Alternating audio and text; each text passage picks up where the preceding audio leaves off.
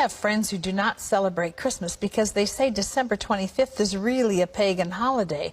While I agree that Jesus may not have been born on December 25th, he certainly was born as described in the Bible. How do I respond to them? Well, in a sense, tell them they're right. Tell them they're right. You see, the winter solstice a couple of days later was the shortest day of the year, and the pagans had something called Saturnalia.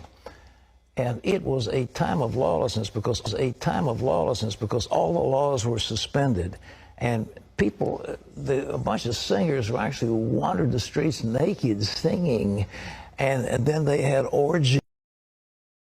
It was a mass thing.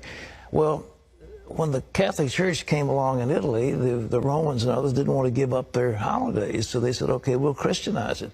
And so they said, okay, we'll say the birth of Jesus was the 25th of December.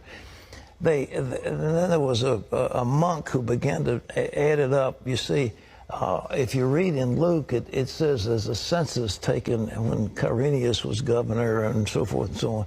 And they could take those leaders and figure the exact time dating from the foundation of Rome.